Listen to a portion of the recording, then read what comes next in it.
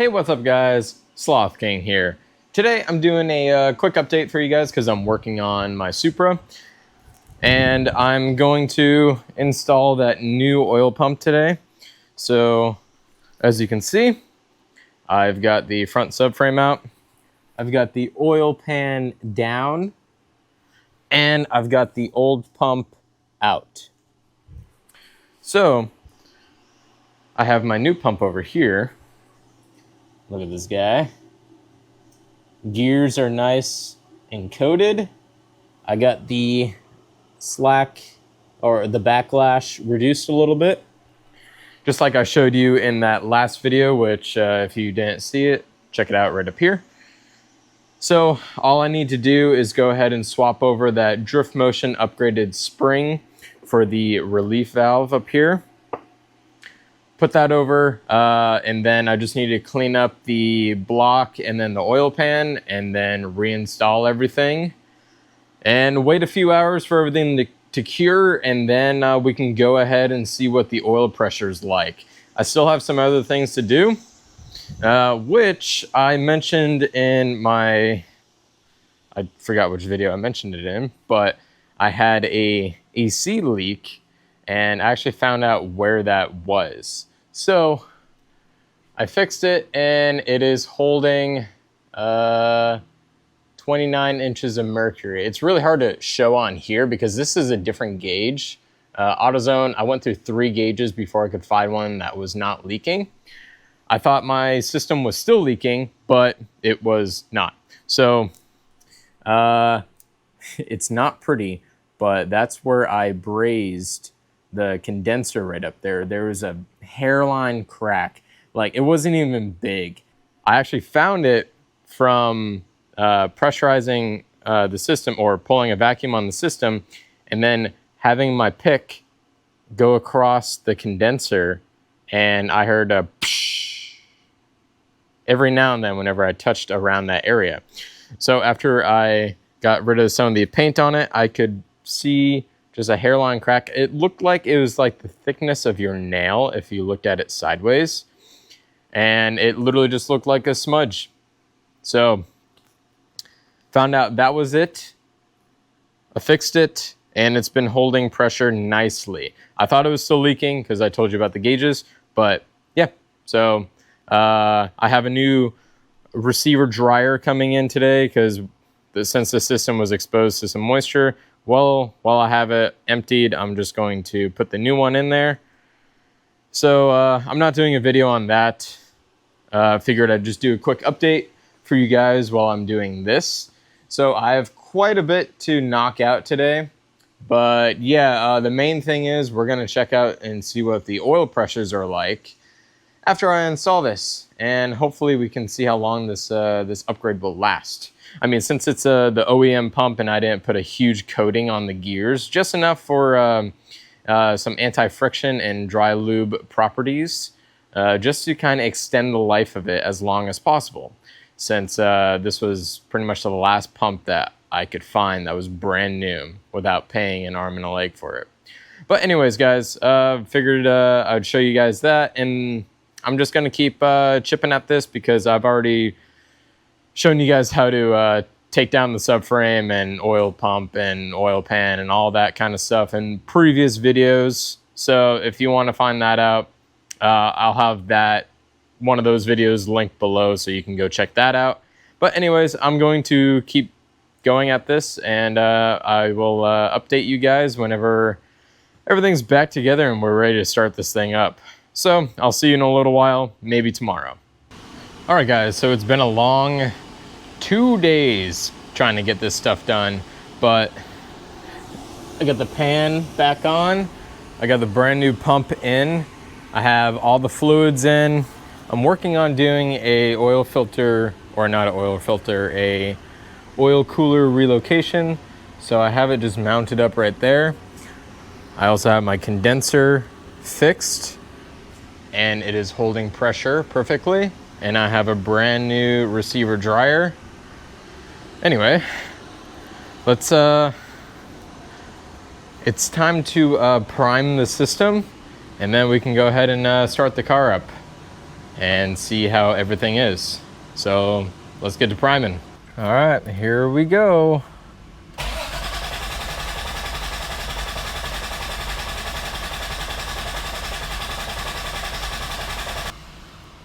All right, let's give the starter a break really quick.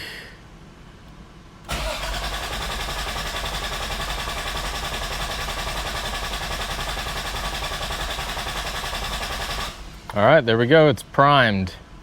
Now let me go ahead and throw that EFI fuse back in. Okay, nothing's in the way. Double check everything, doesn't hurt. Okay, let's start her up.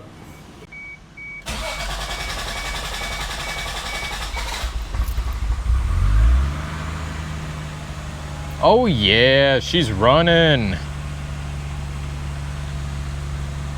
All right, let's go see if there's any leaks.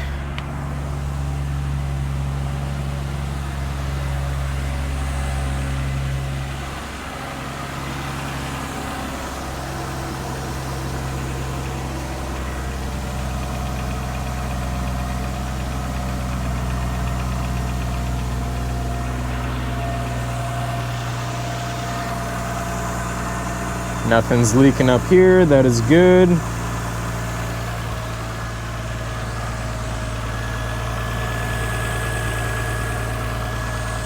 It's really nice and quiet, actually. Like super quiet. Dare I say Supra quiet? Yeah, I know, that was cringy. All right, well, startup oil pressure looks really good. That is nice. Well, there weren't any leaks. That's good.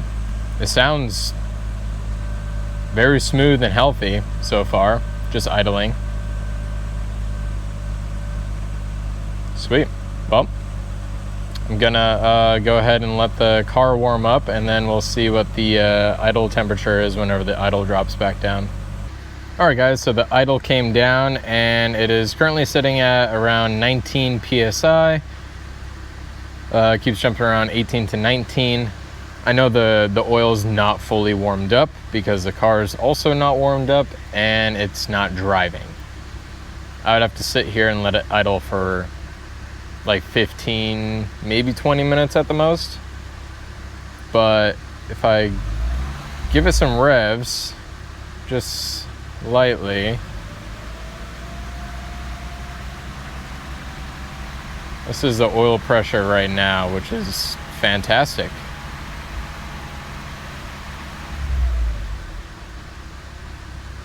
And just so you know, the type of oil that I'm currently running, it's the Valvoline VR1 10W30. And I also have one extra quart of the 15W50. First I was thinking, oh, hey, maybe I can add it and it'll be a closer to a maybe 10W40, but I was looking and it doesn't scale like that, so it doesn't matter. But right now I'm just running the just the 5 quarts like that. I want to see what the oil pressure is like whenever it gets hot. If it thins down a bit, like if the pressure is not that much on the hot day, I'll probably just switch it to a 10W40 or something like that, just because it's been about 100 degrees out lately. Yeah, we're looking at it and the oil pressure is dropping a bit, which is good. That means it's warming up. But I'm pretty much out of gas. I need to pick up a gallon gas. There's also a few more things I need to do as well. I need to get the AC completely charged up, and then I need to figure out my steering shaft bolt. It got stripped out and I picked up a new one, but it's not really fitting that well, so I can't really drive the car because the steering is not gonna be locked in place.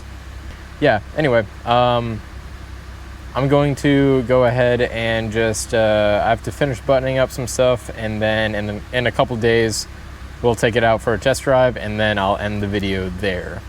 So I'll be back whenever it's good to take out for a test drive.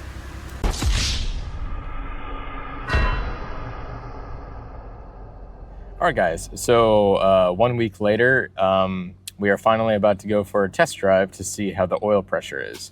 I just started the car and I just pulled it out of the garage just a couple minutes ago. And currently we're sitting at 41 PSI and it is not even fully warmed up on the coolant side. So I need to go get some gas really bad. So we're gonna jump on the interstate and then head over to Costco and fill up.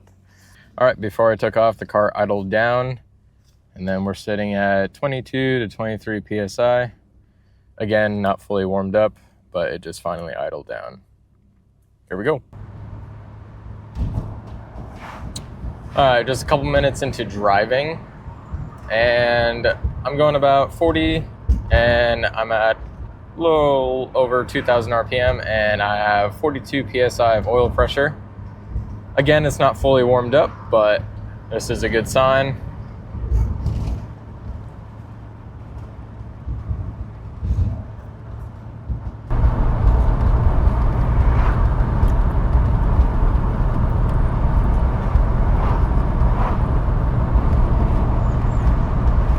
I really hope we can make it the 7.5 miles because my fuel light is on.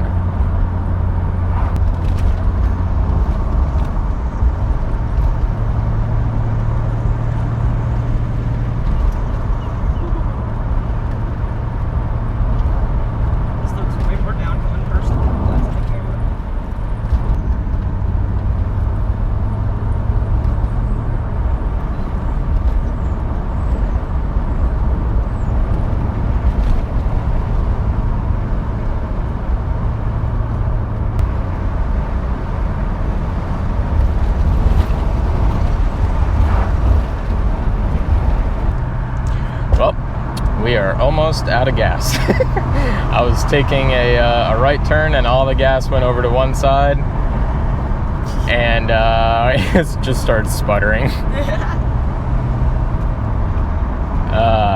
Gotta love dented gas tanks. It's fine. All right, we're almost there. We're just a couple minutes away. We're at half a mile. At least there's police. Can we make it half a mile? We made it. All right. We're all warmed up at idle, and that is 15 PSI. Not too bad. It's about 80 degrees out right now. So on the way back, we're gonna take the interstate to see what the interstate pressures are like. So let me go ahead and fill up and we'll get back on the road. Okay guys, so I just got 11 gallons and my fuel gauge is not reading, which is great. That is good. But yeah, so we're gonna go ahead and jump on the interstate. Also gonna test out the AC a little bit. And yeah, I'm just going to have to manually keep track of how many miles I put on it. I'm just going to guess that I get about 15 miles a gallon just to be safe. And once I hit about 100 miles, I'm gonna throw some more gas in. I didn't fill up all the way because I still need to drop the tank and fix the dent. So I don't want a bunch of gas just laying around. But anyway, here we go. All right, so I just kicked the AC on and I'm about 900 to 1000 RPM and it is sitting at 16 PSI. All right, we're slowly getting onto the interstate.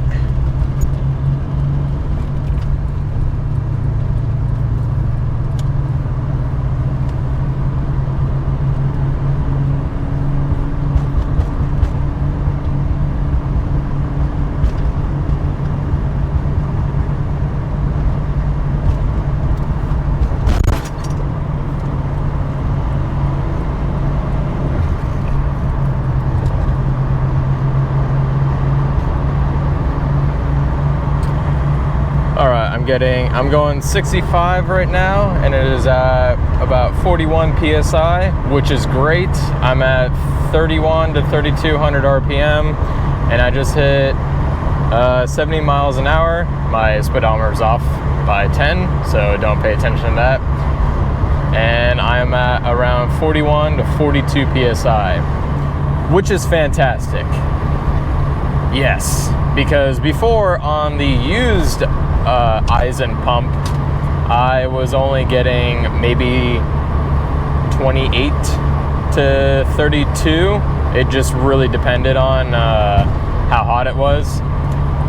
So yeah, we're gonna keep driving, and then we'll see after the oil gets nice and hot, see what if it drops down at all while I'm on the interstate. All right, just got back from the interstate drive, and the AC is working great. Still at 1,000 RPM, and it's at around 17 PSI.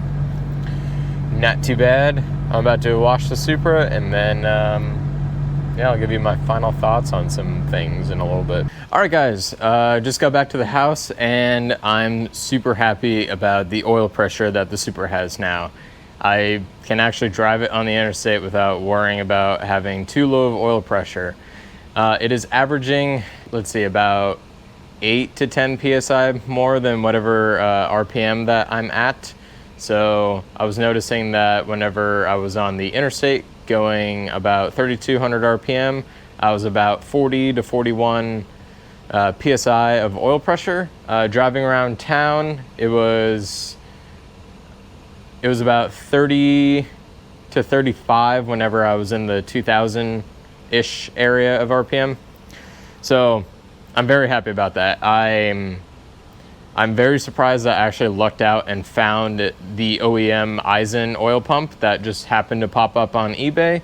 I hope that the coating on that pump lasts a while, so if I ever have to rebuild the engine in the future or do whatever, next time that the engine is out, I would like to just check to see what the condition of the gears are like. And maybe I can reduce the backlash on the used Aisin pump. If I can do that, then maybe I'll sell that pump or keep it as a backup as well.